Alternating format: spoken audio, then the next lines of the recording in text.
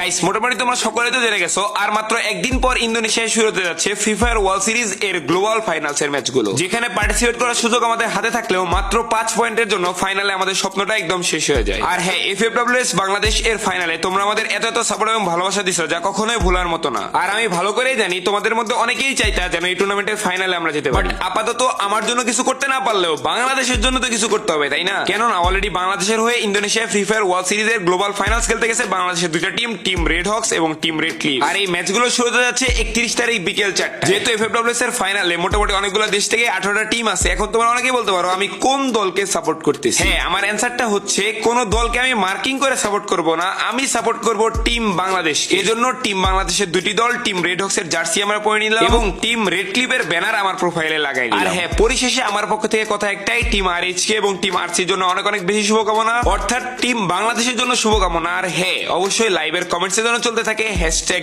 গর্জে ওঠো বাংলাদেশ।